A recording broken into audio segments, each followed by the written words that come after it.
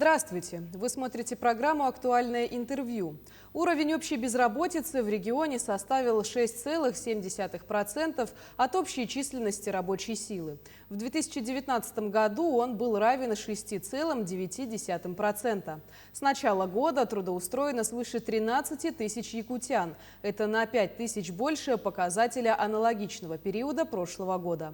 О трудовой занятости в Якутии сегодня поговорим с нашей гостьей Еленой Калашниковой, председателем Государственного комитета Республики Саха-Якутия по занятости населения. Елена Виссарионовна, добрый день. Здравствуйте.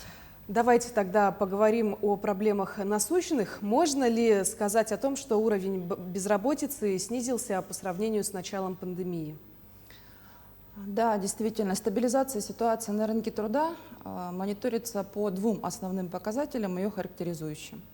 Это увеличение численности занятых в экономике и уровнем общей безработицы. Если до пандемии занятых в экономике у нас было 467 тысяч человек, то на сегодняшний день 469,9. То есть увеличение численности произошло, до пандемический уровень мы даже превысили. Что касается уровня общей безработицы, до пандемии, как вы уже отметили, он составлял 6,9%, на сегодняшний день 6,7%. Мы снизили на 0,2% пункта ниже до пандемического уровня. А сколько человек зарегистрировано сейчас в центрах занятости по республике? Уровень регистрируемой безработицы также снижается. Если на 1 января текущего года в центрах занятости состояло на учете свыше 28 тысяч человек, то на 1 августа 2021 года их численность составляет 15 444 человека, практически в половину. Если говорить о том, сколько человек зарегистрировано, то надо сказать и о вакансиях. Сколько вакансий сегодня предлагает региональный рынок труда? На сегодняшний день в нашем банке вакансий имеются более 10 тысяч открытых вакансий. При этом преобладает спрос на рабочую силу, порядка 6 тысяч вакансий, и по профессиям служащих более 4 тысяч вакансий. Наиболее востребованными профессиями по рабочей специальности заявлены водители автомобилей, машинисты спецтехники, разнорабочие, слесари, горнорабочие, электромонтеры, электрослесари и многие другие. По профессиям служащих востребованы инженеры, учителя, полицейские, медицинские сестры, менеджеры, инспекторы и многие другие. А какие меры сейчас предпринимаются или уже были предприняты для сдерживания безработицы в регионе? Да, действительно, пандемия потребовала принятия решительных мер. С прошлого года мы реализовывали программу дополнительных мероприятий с охватом более 1000 человек.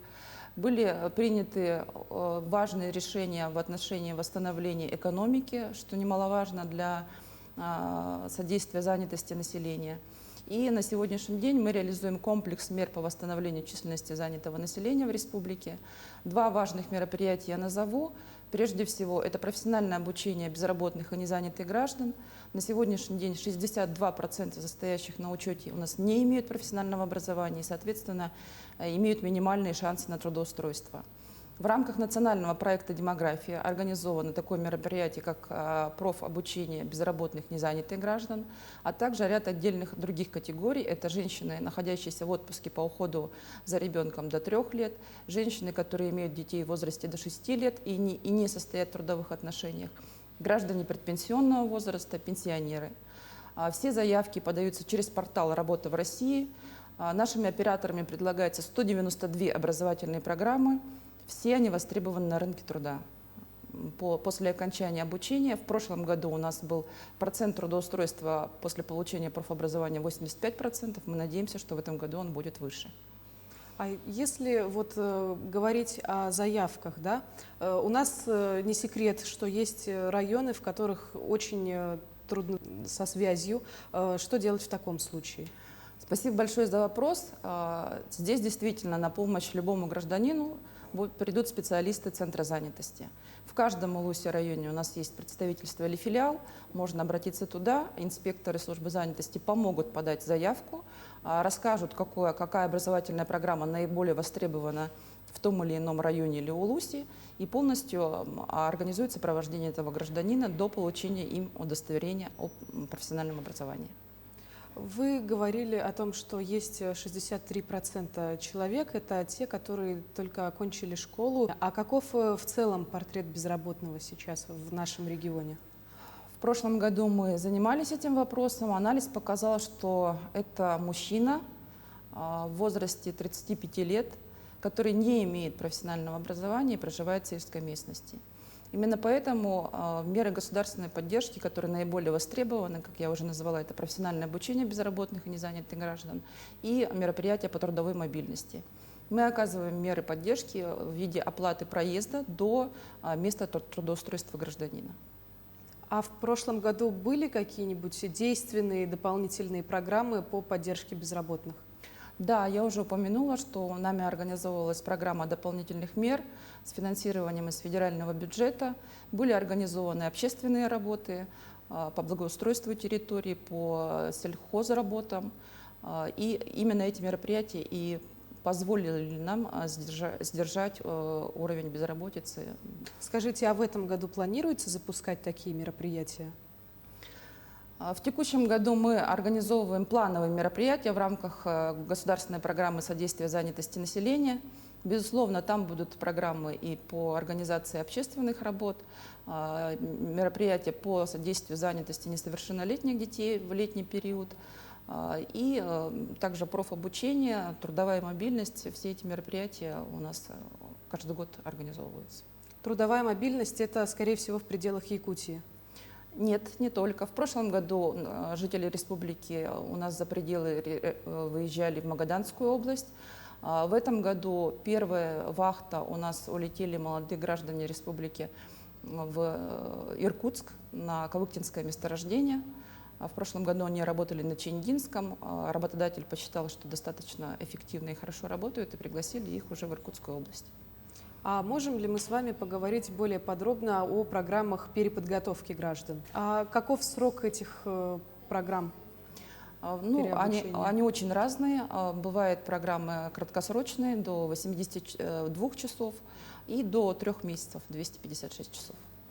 Если будем говорить о самозанятых, существуют ли какие-нибудь для них меры поддержки? В рамках государственной программы содействия занятости организуются мероприятия по самозанятости граждан. Мы оказываем материальную помощь в размере 152 тысяч рублей на организацию собственного дела при условии регистрации в качестве индивидуального предпринимателя, в качестве крестьянского или фермерского хозяйства или в качестве юридического лица. Очень востребовано мероприятие. В этом году мы планируем охватить порядка 170 граждан. 81 житель республики уже открыли собственное дело. Очень популярна сфера услуг, парикмахерские услуги, косметические услуги. Кроме того, граждане открывают предприятия, которые занимаются изготовлением хлебобулочных изделий, мясных изделий.